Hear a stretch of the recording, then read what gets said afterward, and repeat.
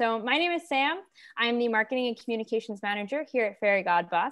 And Fairy Godboss is the largest career community for women. Our mission is to improve the workplace by increasing transparency, and we offer a ton of great free resources like anonymous company reviews, job listings, virtual recruiting events, and so much more to help you succeed throughout your career. We will be taking questions at the end of today's webinar. You'll find that Q&A button at the bottom of your screen, so you can leave any and all questions there. And you can leave questions as yourself or anonymously, so don't be afraid to ask what comes to mind. And as a reminder, we will be answering as many as possible at the end. We're also recording today's webinar, and we will be sending it out in a follow-up email later today. So if you miss anything or you want to rewatch this back, you will have the ability to do so. Here with me today is Jenny Heike, founder of Her Team Success. Jenny is an author, speaker, and career coach who has served in a variety of leadership and marketing roles within corporate, nonprofit, and community organizations. Helping other women has always been a driving force in Jenny's life, but it was her role as the director of communications at a nonprofit that rescues girls from trafficking that fueled her passion even more to help women find their voice and fully realize their potential. As the founder of Her Team Success Coaching, she applies her expertise in business, branding, and leadership to help women and companies fully thrive and succeed. Thanks so much for being here today, Jenny. Over to you.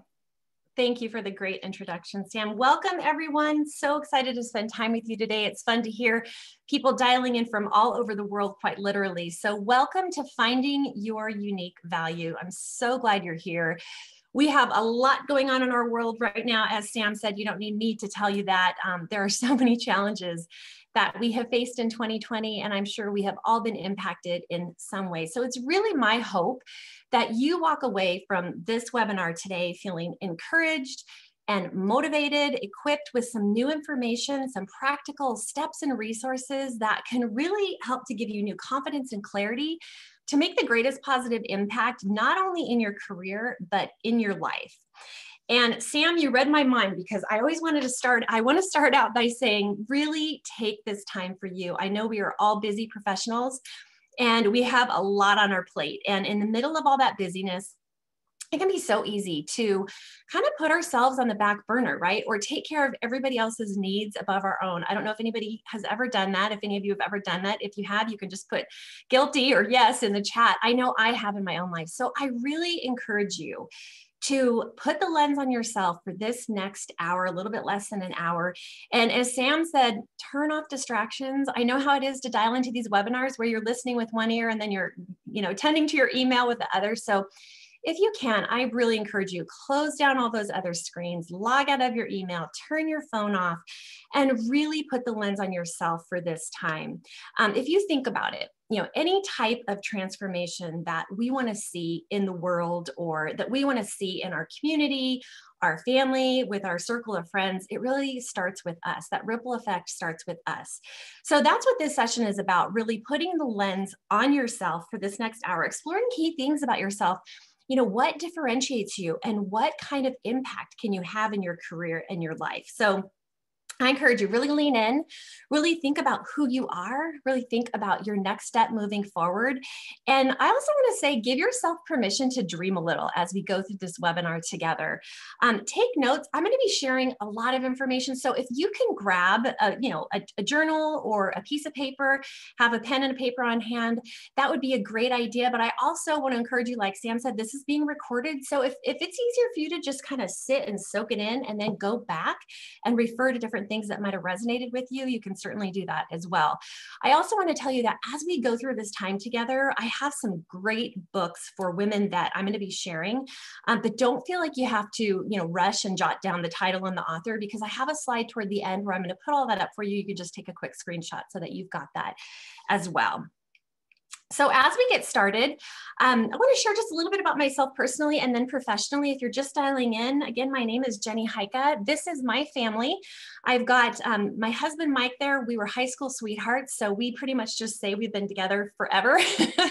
We celebrated our 25th wedding anniversary this last summer, and we were supposed to go to Italy, but obviously that didn't happen. So we went up to the mountains here in Idaho. I'm coming to you from the Boise, Idaho area. Born and raised in California, but I've been in Idaho for about 6 years. So we celebrated up in the mountains instead and still had a great anniversary. So, and then that's my son next to me, that tall young man. And he is our baby, which it's such a strange thing. And some of you might be in this place in life where your baby grows up to be taller than anyone in the family. And then that's my daughter, Katie, and she is local here with us in the Boise area. My son is in Arizona at college. So, and that's our newest little family member. I have to mention him. He is our golden doodle, Winston. I was telling Sam before we before we opened up the webinar that he hit 7 months, and oh, he's just a crazy little dog. So he is keeping my husband and I super busy. So we're empty nesters, but he's our new baby. So that's a little bit about me personally. A little bit about me professionally. As Sam said, I have a coaching and consulting practice called Her Team Success. And I just feel so honored and grateful to be able to do what I love to do every day, working with women. So I coach women one-on-one, helping women really strengthen their personal brand, helping them to overcome things that are holding them back, helping them to set and achieve goals. And then I work with companies as well, helping their employees do the same. And also helping with women's leadership initiatives. So I've had the amazing opportunity to work with some great companies like Hewlett-Packard and Micron and Texas Roadhouse Restaurants and Boise State University and things like that. So I just feel really lucky to be able to help to equip and empower women in the work that I do. I also have a background in marketing and communications. So I have a passion for branding. And so what we're going to be talking about today taps into some of that. I love being able to take my experience in that area and help women to really thrive and succeed by applying that in their life as well. So that's about me personally and professionally. And before we dive into this topic of finding your unique value and really identifying your distinct edge so you can have the greatest positive impact, I want to start off with a story because I think it kind of sets the stage for some of what we're going to be talking about today. So I have a reminder that pops up on my phone every morning at 6:30 in the morning, and it says, "Railroad tracks, this day is a gift." And I know that might sound really bizarre, but the reason that I have that is because about 2 years ago, I was driving to a Professional Coaches Association meeting here in the Boise area, and it was a beautiful spring day, gorgeous day. I was driving along a fairly busy road where I'm at, about 55 miles an hour, a lot of traffic, but moving really quickly. And I had my windows down. I was enjoying the gorgeous day. I had my music turned up. I was thinking about what I had ahead of me that day. And it wasn't until I was driving through the railroad crossing with the red lights flashing that I realized I was driving through the railroad crossing with the red lights flashing. And the second I realized that, I saw the train to my right in my peripheral vision. And I got over the tracks and I immediately looked into my rearview mirror and gripped my steering wheel, and all the cars behind me were, of course, stopped. And the train passed through my rearview mirror. And I got up to that next stoplight, and I literally gripped my hands were shaking and my heart was racing, and I just started crying because I realized, had I made that mistake a little bit later, how differently things could have turned out for me. And so that day, I put this reminder on my phone that, railroad tracks, this day is a gift, because I wanted to remind myself each and every day I have is a gift. It is not a guarantee. And I want to be able to live to have the greatest positive impact. So I share that story because I think we've all had those moments in our life where we kind of take stock of our life and say, who am I and what do I want to be doing? And maybe this time of COVID in 2020 has been, that season for you of really kind of taking stock of things. So I encourage you to think about, as we head into this journey together in this webinar, asking yourself, how are you showing up? How are you showing up in your work? How are you showing up in your life? Are you doing the things that you love with passion and confidence? Are you having the kind of impact that you want to have? Are you known for what you want to be known for? And what I found in my work with women is that when you go through the process of what we're going to be diving into today, it really helps to answer these bigger questions. So we're going to be looking at, from a high level today, how you can identify your unique value, how you can find your distinct edge, and how that affects your confidence and your clarity and the impact that you can have moving forward. And the way that we're going to do that is by looking at your unique brand, so your personal brand. And we're going to look at personal branding from a little bit of a different perspective than maybe what you might be used to when you think about or you hear about or learn about personal branding and strengthening your your personal brand. So first, I'm going to give you a brief overview of personal branding from a fresh perspective, talk about the what, talk about the why, and then we're going to dive right into your personal brand and how focusing on your personal brand can really help you identify your unique value and have that greatest impact moving forward. And I'm going to be sharing the process that I follow in my one-on-one coaching practice when I work with women to strengthen their personal brand. So first, let's talk about what personal branding is and what personal branding isn't, because there are a lot of misconceptions out there.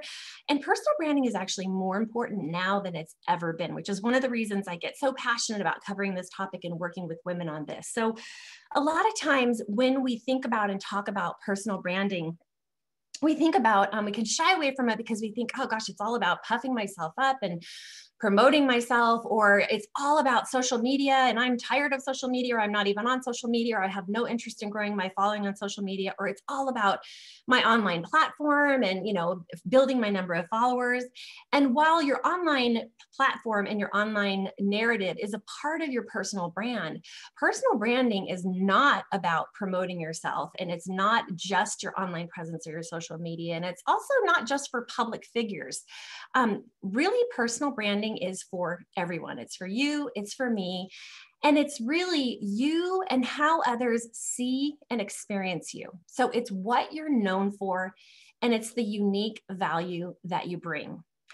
So I always like to, when we're talking about your personal brand, I always like to compare it to company brands. I've done a lot of work with companies and company branding and really helping companies figure out, you know, what's your unique brand story? And we all know that when you're talking about a company's brand, you're talking about much more than your logo and your tagline, right?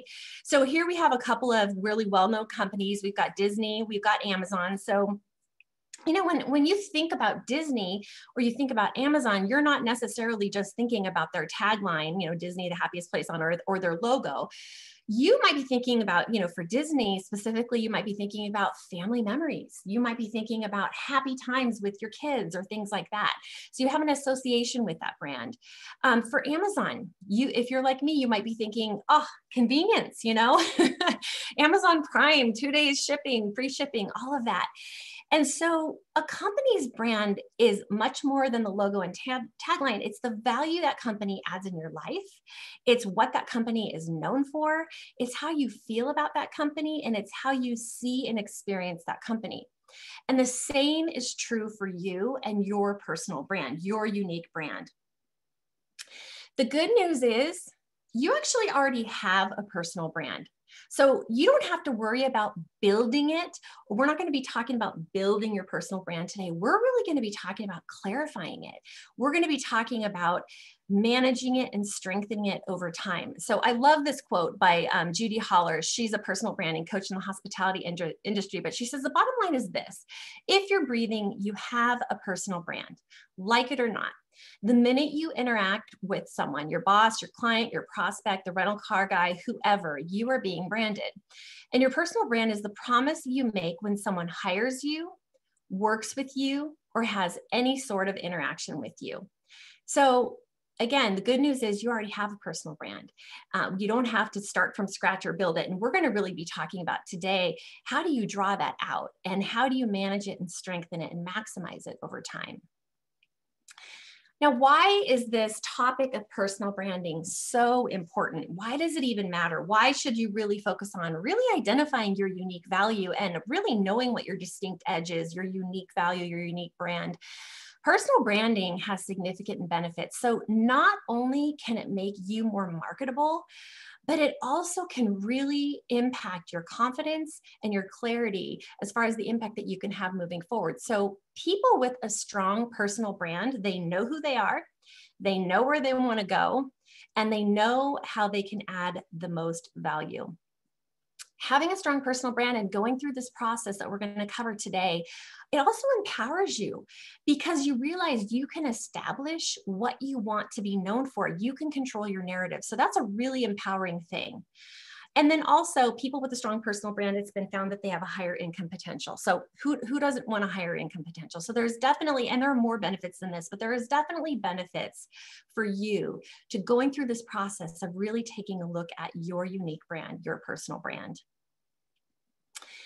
And at the end of the day, if you think about it, a strong personal brand really helps to elevate you above the noise. So people are making decisions about you all the time, right? So think about just a normal day for you, and think about all of the decisions that people are making about you. So that could be things like whether to listen to you, whether to trust you, whether to hire you, whether to promote you, whether to ask you to lead that project team, whether to go to lunch with you, all these different things, right? And so we have a ton of noise around us, from schedules to everything we have going on, emails, news, all of that other stuff.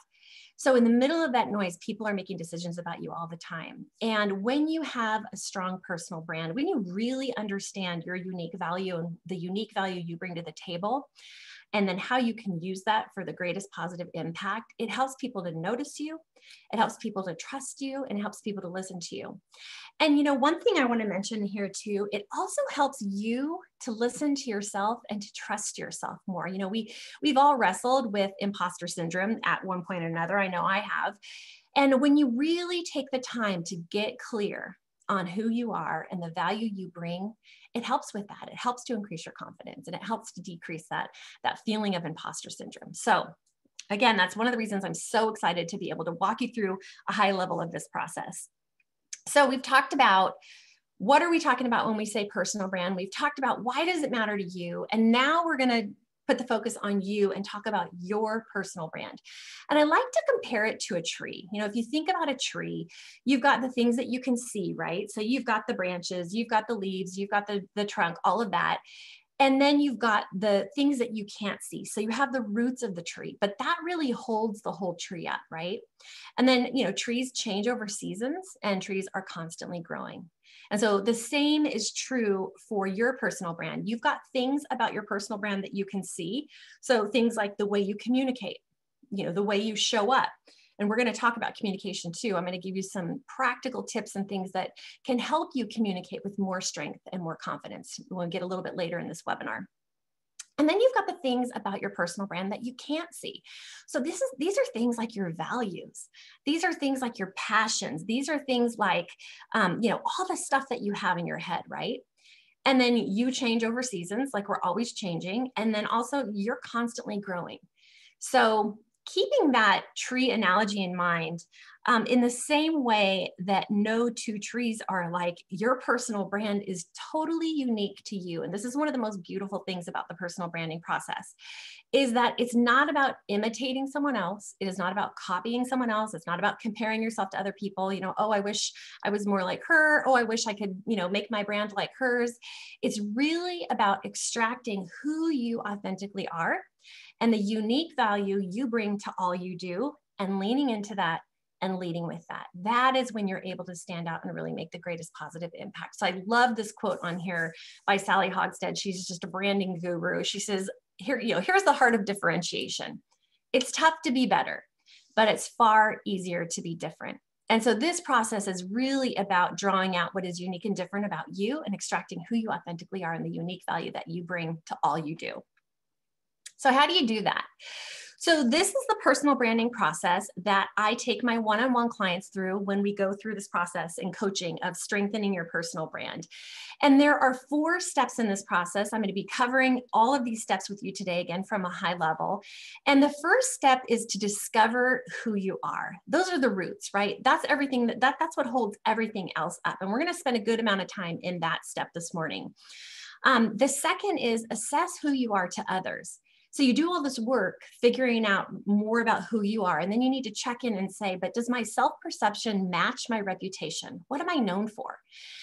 And then you move to the third step, which is tell who you are. And that's where you take a look at how are you communicating?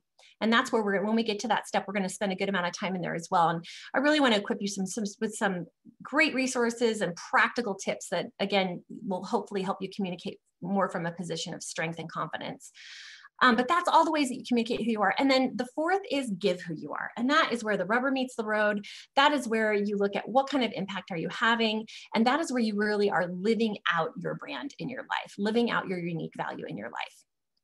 So those are the 4 steps that we are going to go through together. And we're going to start off with this first step of discover who you are. And again, it starts with the roots. This is the most important step. A lot of times, I'll have women who will come to me in my coaching practice and may say something like, I really need help deciding between these two career paths. I'm not sure what direction to go in, or I need help really establishing my vision, my long-term vision. And before we ever go to vision and goals and steps, we take this step back and really dig into the question of discovering more about who you are, because this is the step that can inform your vision and can inform your goals and can inform the impact that you have. So within this first step of the personal branding process, discovering more about who you are, there are 5 steps that you can take that can really help you to discover more about who you are. And there are obviously more than these 5 ways to learn more about yourself and discover more about who you are. But these are the 5 steps that I take women through in my coaching practice, and I found them to be really effective. And so what I'm going to do here on the webinar, obviously, since we have a limited amount of time, is I'm going to give you a high-level overview of each of these, and then I'm going to dig into one to show you what it might look like for you to kind of peel back the layer of the onion for yourself. And then we're going to move on to the other steps of the personal branding process. So within this first step of discover who you are, these 5 things that are critical. And the very first is to really know your values. A lot of times we say, yes, obviously we all have values. Oh, I know my values. But we don't necessarily go through an intentional process of defining those core values and really unearthing what those are. And the reason this is so important is because when we are living out of alignment with our core values, whether we realize what those values are or not, that's when we tend to have the greatest level of tension and stress in our life. So this is such an important first step of discovering more about who you are. And so when you're thinking of your values, you're thinking of things that really define your character. And these are the things that determine your priorities. And these are the things that you hold really important and dear to your heart. So the first step in this discovering who you are process is know your values. And then the second is to know your strengths. Don't guess what you're good at. Actually take time to know what you're good at. And this is the area we're going to dive into a little bit deeper here on the webinar. So I'm going to come back to that one in just a few minutes. The third is to know your passions. Oh, this is so important. I often get women who will come to me and say, I have no idea what I'm passionate about. I wish I could live with more passion in my life. And in order to live with more passion, we need to know what our passions are. And so really think about for yourself, what are the things that make time fly when you're doing them? What are the things that energize you versus drain you? What are the things that just light you up? And those can give you clues to your passion. So it's really important to know, and not only just your professional passions, but your personal passions as well, because we're whole people, right? We're whole women.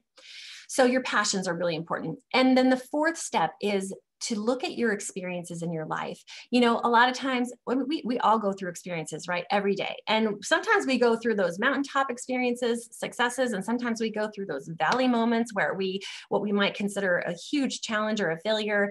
We have personal experiences, we have professional experiences, but we go through these, and you and I may go through the same exact experience, but we're going to experience it differently, right? Because we're different people. But what we so often don't do is pause after our experiences and say, how did that shape me? What did I learn? How did I grow? How did that change me? How can that inform the impact that I can have moving forward? And so it's such a powerful thing to go through this step of really understanding how your experiences have made you the woman who you are today and how that can inform your next steps moving forward. Super, super powerful.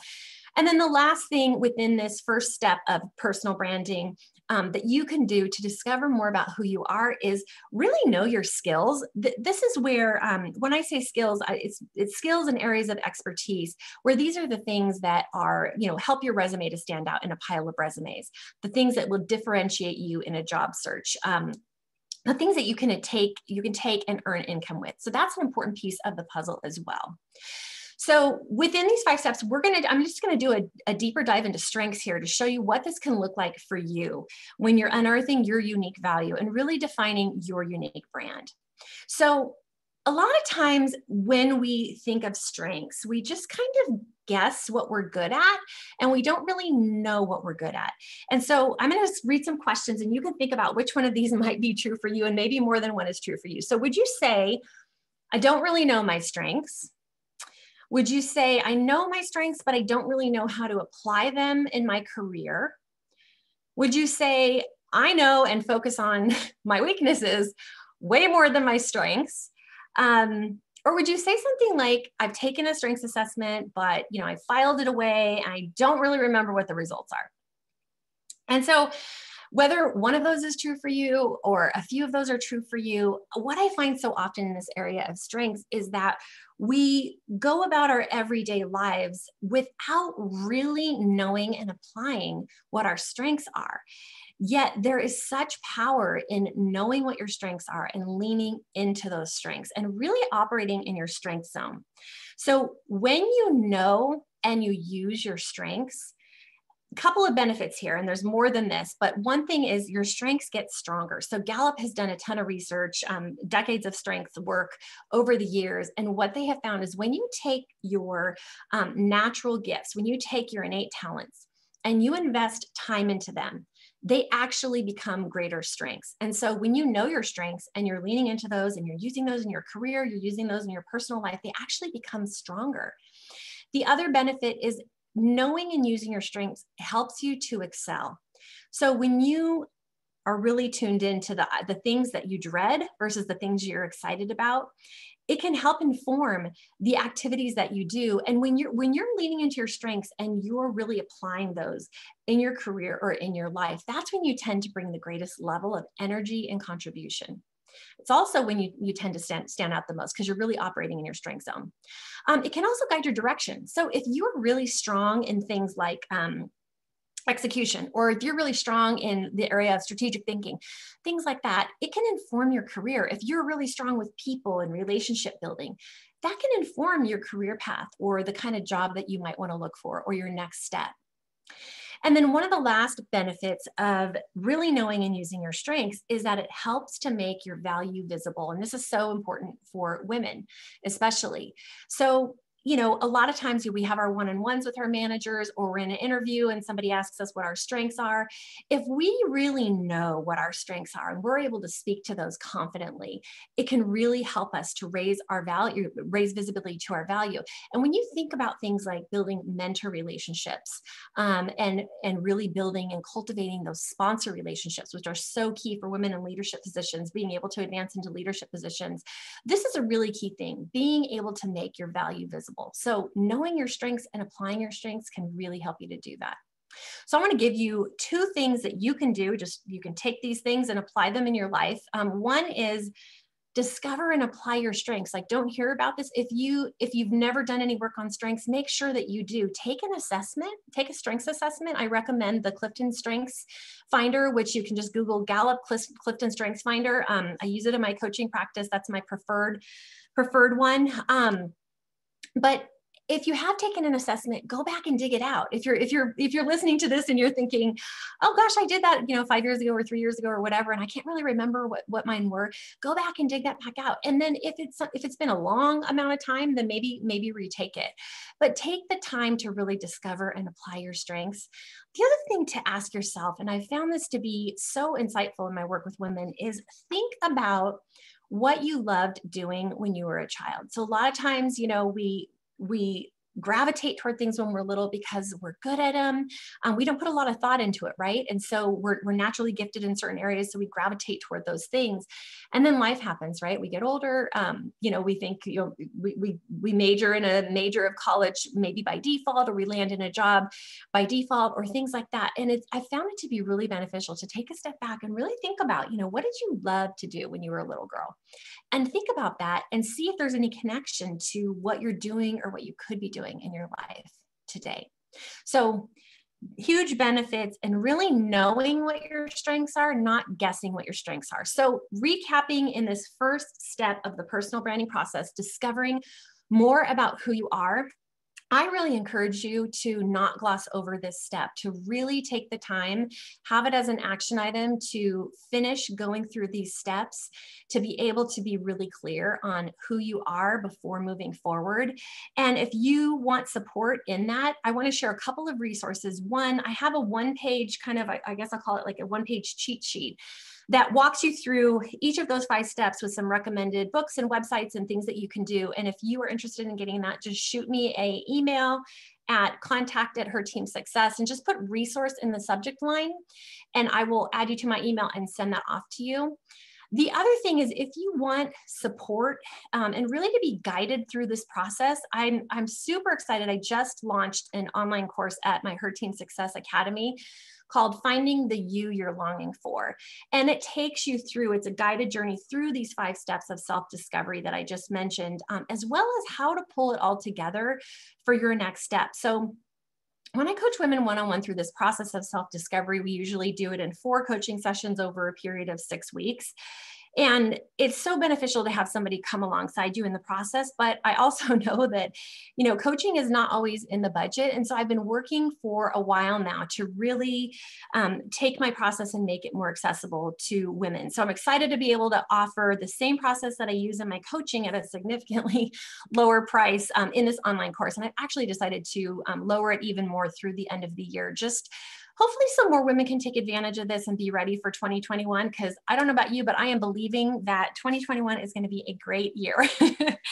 So anyway, the information on how to access both is right there. You can go to herteamsuccess.com and click on courses. But however you decide to do it, if you want to do it on your own, get that 1-page resource and follow that process. But make sure, I encourage, however you choose to do it, take the time to go through this process of self-discovery so you can get really, really clear on who you are, because that's going to lead you to the next step. And this is the second step in the personal branding process. And it's to assess who you are to others. So you've done all this work to really get clear on who you are, the unique value you bring to the table, your passions and your strengths and all of that. But then it's important to take a step back and say, okay, you know, I think I know who I am, but how am I being perceived by others? So does your self-perception match your reputation? So Forbes did a study, and they found that 70% of people believed that they had defined their personal brand and they knew how people saw them, but only 15% were actually right on the reputation part.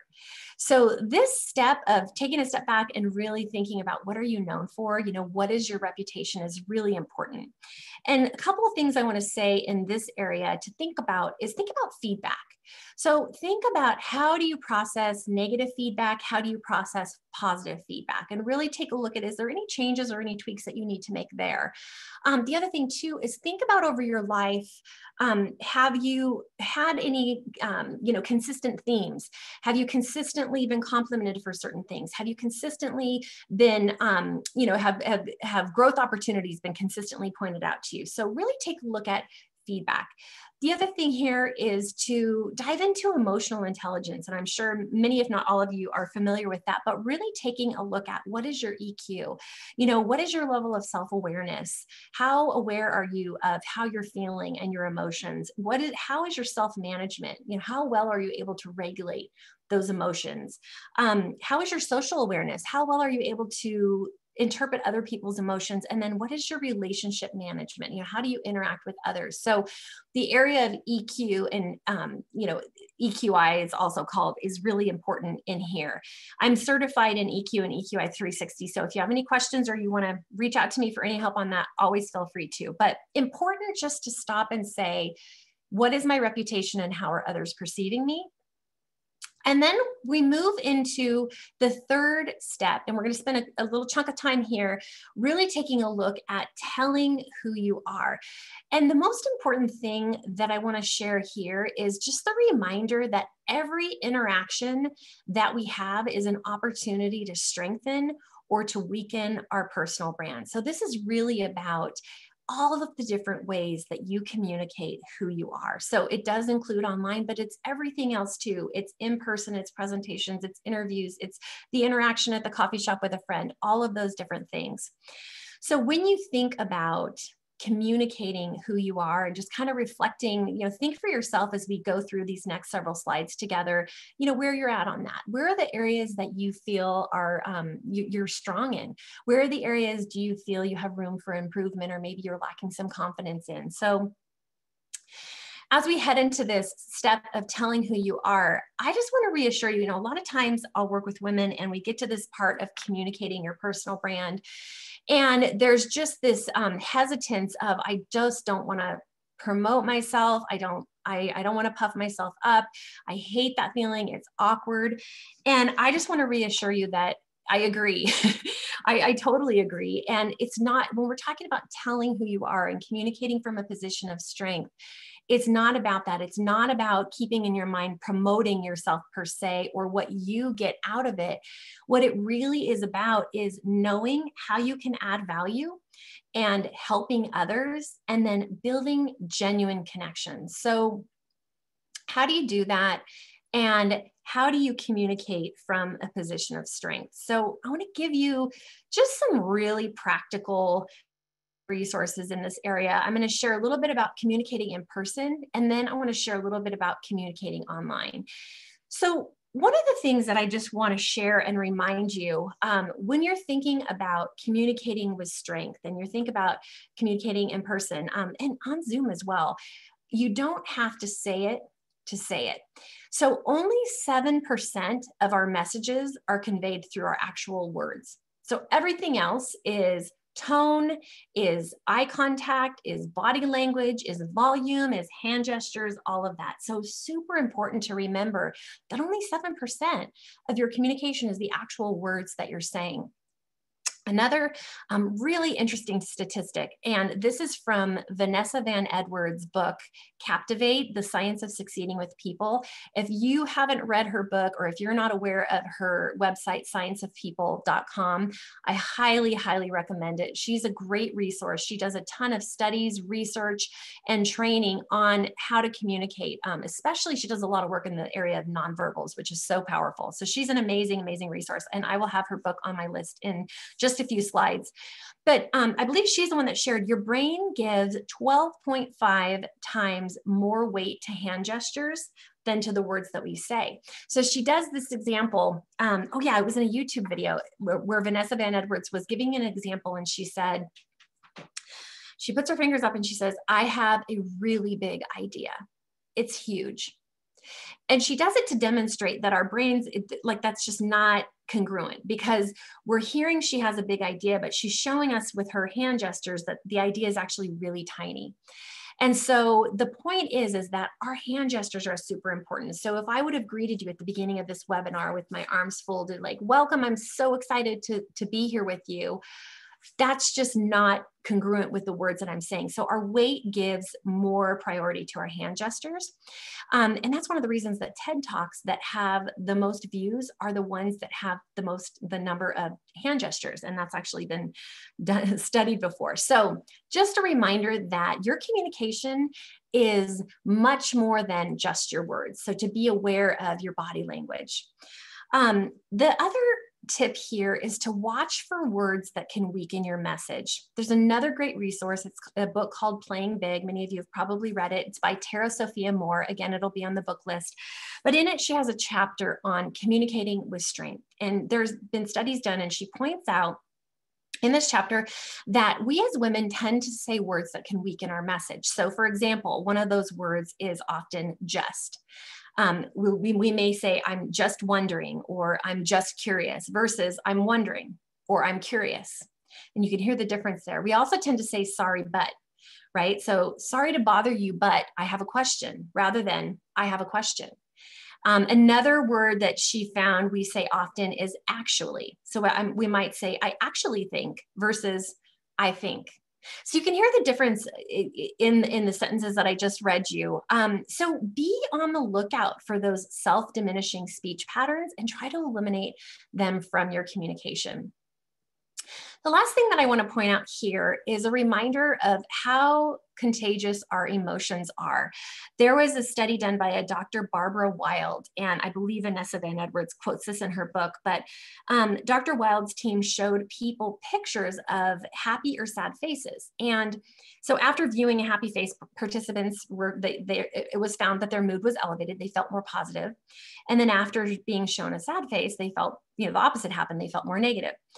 But the interesting thing is each image flashed for only 500 milliseconds. So it was barely enough time to even register what you were looking at, yet the participants still caught the emotion of it. So I share that to say, just a reminder, our emotions are contagious. So how you walk into a room, even just those very first seconds, how you launch a Zoom call, in the very beginning, just remember that your emotions are contagious and they impact the emotions of others, whether that's positively or negatively.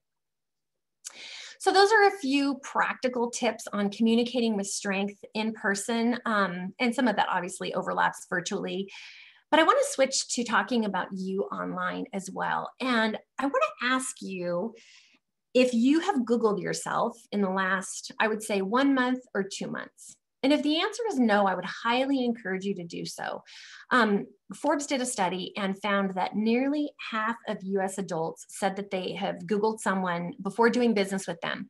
And 45% said they found something in an online search that made them decide not to do business with that person. And so I don't share that to make you paranoid or anything like that. But just to encourage you to take a look at your digital footprint online. And I'm sure many of you do that frequently anyway, but just a reminder if you haven't, because it's really important, especially for recruiting, obviously, that you Google yourself and see what comes up. And just ask yourself, this isn't to say you should or shouldn't post on certain places or certain things. It's just to ask yourself, with what comes up and what you're posting, does it align with your vision? Does it align with your goals? Does it align with what you want to be known for? And if the answer is no, then you can set out to make those changes and make those adjustments. So just a reminder on your digital footprint and communicating who you are online.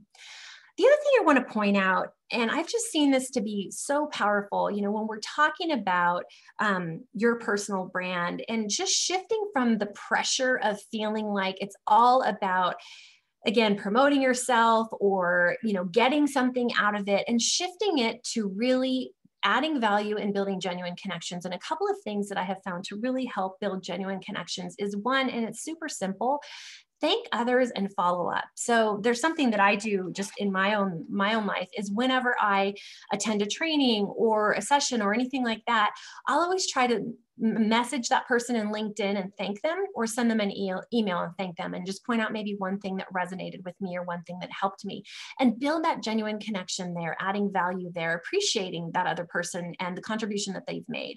The other thing that I encourage you to think about doing, rather about worrying about trying to get yourself out there and the pressure of that, thinking about how can you promote and highlight others, especially how can you promote and highlight other women? You look around you at your company, look around you at your job. Are other people doing some great and amazing things? You can share it, you can post about it. And that's a way that you can have a very positive impact. That's a way that you can also build a positive reputation for your own personal brand. So again, it's about genuine connections, genuine relationships, and being able to build those.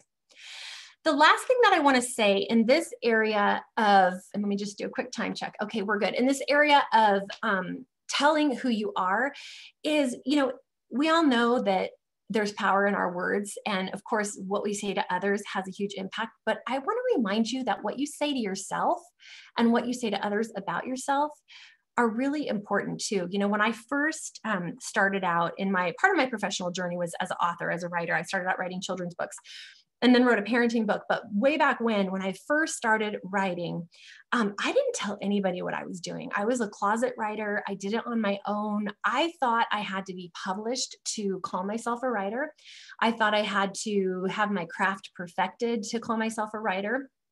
So I just did it on my own, learning the industry, writing my children's book manuscripts. And then somebody much wiser than me said to me, Jenny, you don't have to be published to call yourself a writer. You're writing. So you are a writer. And, that really gave me courage to start showing up differently. And I started calling myself a writer. I started viewing myself as a writer. I started getting involved in writing circles. I joined a writing critique group. I went to writing conferences. So I took myself more seriously. Others took me more seriously. And that is when doors started to open and those relationships started to be formed. So I share that story just to remind you that how we talk about ourselves to other people and what we say to ourselves is really powerful too. So I just encourage you to think about, when you're thinking about telling who you are, paying attention to what you're saying about yourself to other people, and what are you saying to yourself, and just making sure they're not words that can hold you back. So as we wrap that third step of telling who you are, I want to put up, this is the recommended book slide. So these are all of the books. If you want to take a screenshot, these are all of the books that I've mentioned. I also added another one on the end by Sylvia Ann Hewlett. It's called Forget a Mentor and Find a Sponsor. And I'm really passionate about helping women to develop those sponsor relationships. It's a great resource. So I just wanted to add that on there as a great book to check out as well. Highly recommend all of these books. And Vanessa Van Edwards' book at the top of the list is really quick, practical read. And I think it's going to really help you in communications. It's a really a lot of powerful tips and studies in that one. Okay, so we have talked about discovering more about who you are. We've talked about assessing who you are to other people. We've talked about telling who you are. And this is where, like I said, the rubber meets the road. This is where you give who you are. This is where you live out the promise of your unique value, your personal brand. So people with a strong personal brand, they know that it's actually not about them. So your personal brand is not about you. It starts with you. You have to know who you are. You have to know the distinct edge that you can bring. You have to know the unique value that you bring, but it's really not about you at all. It's about the impact that you can have. It's about the lives and the people that you can touch. And I know I've given you an earful in this webinar, so thank goodness it's being recorded, but I love so there's a really well-known author, blogger, speaker named Jeff Goins. And I love how it's easier than you think. I love how he kind of sums this all up. And he says, stop talking about how awesome you are, how cool your thing is, how great your life is, and just get to work. Help people whenever you can, as often as you can. And if you do this, you won't have to worry about self-promotion. Other people will do the talking for you. And I love that. So it's really about taking your unique value and then applying that to be able to impact the lives of others. As we start to wrap, this is just a little reminder at the end that small steps are a really big deal. As you think about the impact you want to have in the world, your career, your family, your life, I think sometimes we put a lot of pressure on ourselves to have it just be this huge, major change or shift or big, huge thing. And in my coaching practice, when I work with women, when we set goals, what I have found to be most effective is breaking those goals down into smaller and smaller and smaller action steps, because small steps add up over time. And there's so much power in that. When I first started writing, back to my writing journey, I had a toddler and a baby. And I did not have a lot of time to write. And I was teaching myself the industry of children's books. And I mean, some days I had maybe 20 minutes to hop on my computer and write in between naps and that sort of a thing. But small steps added up over time. So you might be at a place in this webinar where there's something tugging at your heart that you want to do, or a change you want to make in your life, or a path that you want to pursue. And I just encourage you, as you step out into that, just remember to not put too much pressure on yourself. Just really certainly write the goal, but then identify the small action steps that you can take, because those small steps are really a big deal. And to be honest with you, sometimes it's the everyday things that matter the most. I want to close with sharing a personal story with you. It's a personal story of, a woman who took her unique value and applied it in my life at a time that I really needed it. This is a picture of my family again, and obviously my kiddos are much younger than when I showed you in the beginning of this webinar. But this was a time in my life where Katie and Luke were really picky eaters. And so I don't know if any of you have picky eaters or you were a picky eater, but they were really picky eaters. And especially Luke, he had a gag reflex. So just even, there was no getting him to eat broccoli, that kind of a thing. And so I found myself as a mom kind of acquiescing. And, I found myself just doing like quesadillas or, pasta with butter, things that were super plain. And I would have friends who would be like, oh, my 3-year-old eats cherry tomatoes for snacks, or we all went to sushi last night. And I'm like, how do you get your kids to eat these things? And so I started feeling like I am the worst mom ever. And so I was like, okay, we have to do something. And so we put together this plan where one night of the week, each of the kids would be the head chef for that night of the week. So we would go through cookbooks together. This was before Pinterest. So this is where we actually had physical cookbooks. We would go through the cookbooks together, and then they would pick the meal. Then we would go to the grocery store together, and then they would pick, what night of the week are they going to be the head chef? So in between, cheer and swim team and soccer and all that other stuff. And then they would make the meal with me. And it totally ended up working. Like they ended up eating things they never would have eaten had I just, whipped it up and put it in front of them. But here's the thing, it ended up being a whole lot of work. It was like, okay, more planning on the weekend, got to do the meal planning, longer trips to the grocery store because they would be coming with me and all more ingredients to get, messier kitchens on the night that they cooked with me, the whole 9 yards. And so after a while, I just started to feel kind of the weight of this. And so one Sunday, Mike and I and the kids, we went to church. And then after church, we went to Starbucks and we brought the cookbooks. And the plan was the kids were going to look through the cookbooks, and Mike and I got our coffees, and the kids got their hot cocos, and they were looking for the cookbooks. And then after that, we were going to head to the grocery store.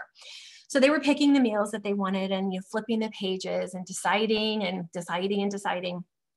And finally they're like, oh, Mom, this one, and so I lean over and I was like, oh, good job, you guys. That looks so tasty, and trying to be encouraging. But honestly, in my head, I was thinking, oh my gosh, I don't have those ingredients, or that spice. I don't have coriander or whatever.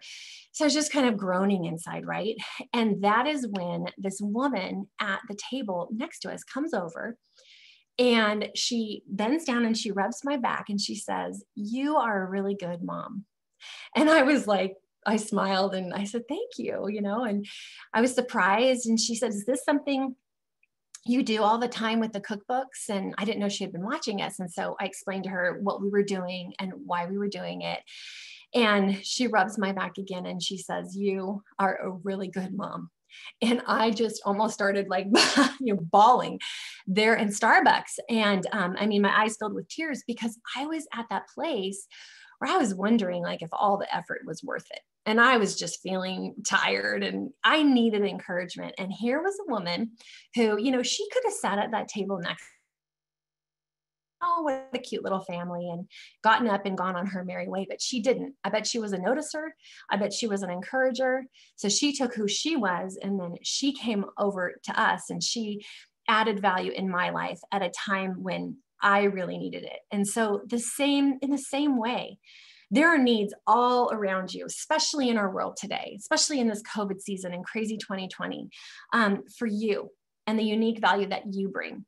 And the unique, your distinct and your unique brand, your unique value. So ways to take who you are and the unique value that you bring to help others in everyday ways or in bigger ways, to meet the needs at your company, to solve problems, to meet the needs in your community, to meet the needs with your family and your friends, and to make a positive impact in your career and in your life. And honestly, that is needed more than ever right now. So there's so much power in being able to go through this process so that you can take your unique value and your distinct edge and make that great impact.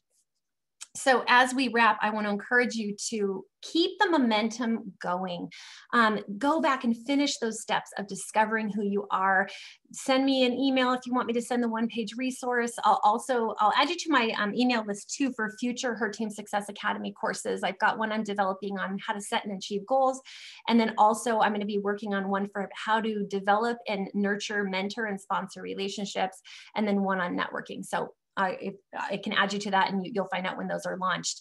And always feel free. You can always go to herteamsuccess.com and reach out with any questions or set up a free 30-minute consult if you want to talk about anything or you're interested in coaching or whatever. So with that, I just, again, want to thank you so much for spending your time. I know you're all busy. It's been an honor to be able to share with you this morning. And Sam, I'm going to turn it back over to you.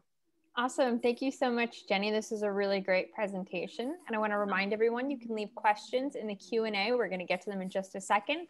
We'll also be emailing out the recording as well as Jenny's contact info and a few other things she mentioned in the follow-up email, which should go out this afternoon. But with that said, let's jump right into some questions. So Tanya here asks, what if I know my strengths, values, and skills, but I either get intimidated by them or refuse to acknowledge them for whatever reason? How do I overcome that? Oh, that's so interesting. I would love to talk more with you, Tanya, and ask questions. But that's actually a really great point. And I think, first of all, I commend you for knowing what those are. So it sounds like you've taken the time to really dig into that self-inventory. I think one of the things there, if we're ever hesitant to really own them or be able to share them and lean into them, I think one thing is to take a step back and look at them. So for example, take one of your strengths and ask yourself, how have you applied that strength in the past? Come up with a concrete example of how you've used that in the past. How did that benefit you? How did that benefit others? How did that help you achieve your goals? And if you can attach that to a concrete example and really see how that plays out in your life, it can help you to do that, not only to be able to share that with confidence moving forward, but to be able to find more of those kinds of opportunities moving forward. So it always helps to really get super specific and attach it to a time when you were able to lean into that. So it's not this like list of these things, but it's really something that you're living out in your life. Awesome. I see another question that came in from quite a few people, so I want to get to it. Yeah. What are the differences between strengths and skills? Lisa here said there's a lot of crossover, so can you just share some of the distinctions between the two? Sure. Yeah. And this is one of the reasons why I prefer the Clifton Strengths Assessment. And I don't get any kickbacks from sharing this assessment. But when you look at strengths, think about your innate abilities. And what the Clifton Assessment does is really tap into your natural talents. Whereas skills, you can have hard skills, you can have soft skills. So a hard skill of mine might be that I can teach an online course. A soft skill of mine might be that I have strong communication skills. But when I'm looking at strengths, it's really tapping into my innate talents. And so, for example, when I took the Strength Finder test, my number one strength is futuristic. So if you're not familiar with Strength Finders, you might be like, what the heck is that?